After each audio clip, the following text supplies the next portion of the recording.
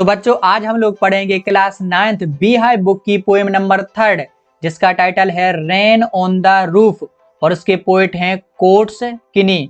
तो rain on the roof का means होता है छत पर बारिश।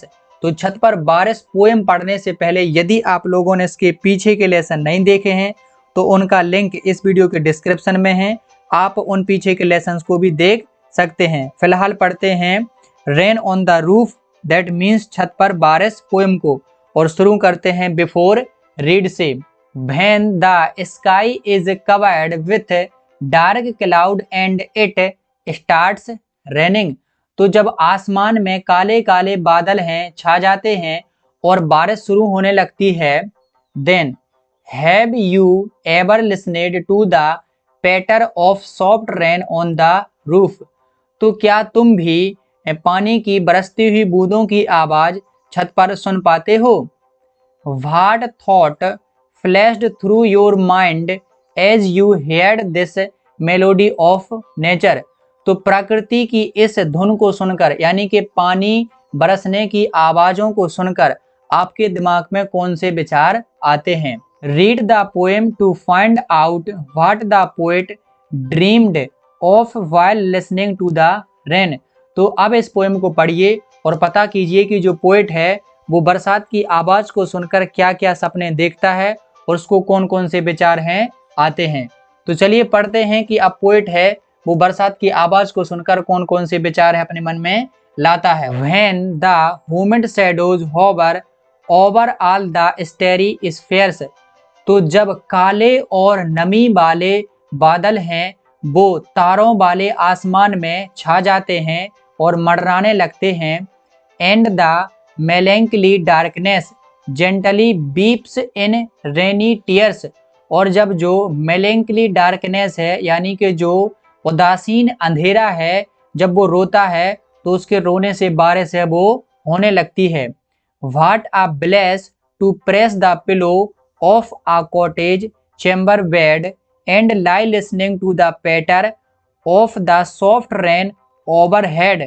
तो यहाँ पर पोएट कहता है कि जब हैं आसमान में काले बादल हैं वो तारों भरे आसमान में छा जाते हैं और बारिश है वो होने लगती है।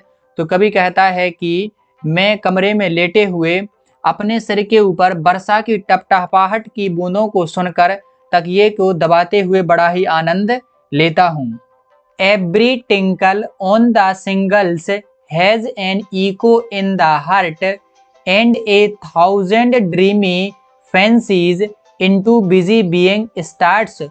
तो यहाँ पर पोएट कहता है कि जब वर्षा की बूंदें आयताकार टाइलों पर गिरती हैं तो मंद मंद घंटियों की आवाज सुनाई देती है और उसके मन में 1000 तरंगे हैं उत्पन्न होती हैं। यानी कि अब वर्षा की आवाज को सुनकर के कवि के मन में हजारों सपने हैं वो आना शुरू हो जाते हैं।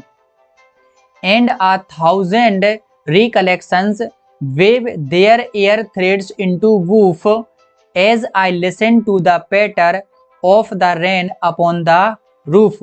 और आगे पोएट कहता है कि मेरे मन में 1000 यादें हैं अब वो आने लगती हैं और मैं उन्हीं यादों में खोने लगता हूँ और हर एक याद के बाद मुझे एक नई याद आने लगती है क्योंकि मैं पानी के बरसने की आवाज को बड़े ही अच्छे से सुनता हूँ।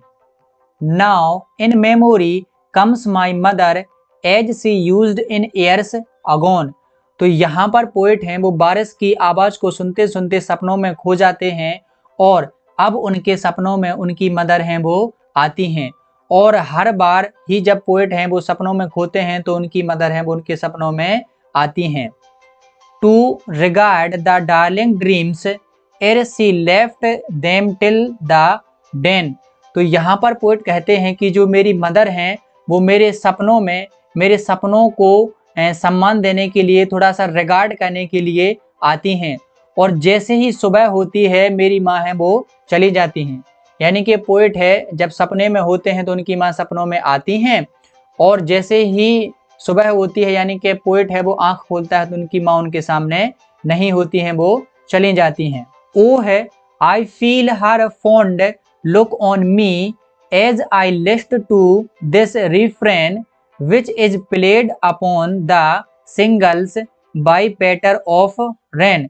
तो यहाँ पर पोएट हैं वो आश्चर्य से कहते हैं कि जो मेरी मदर हैं वो स्नेह की दृष्टि का अनुभव करती हैं और जैसे ही मैं पानी की बूंदों को टपटपाहट को सुनता हूँ तो मुझे बड़ा ही आनंद आता है। तो यहाँ पर हमारी poem the rain on the roof है फिनिश होती है और इस पोएम में पोएट ने नेचर का वर्णन किया है और पोएट ने बताया है कि जब वो बारिश की बूंदों की आवाज को सुनता है तो उसके माइंड में कौन कौन से विचार आते हैं, किन किन सपनों में पोएट है खो जाता है, वो सारे पोएट ने बताए हैं।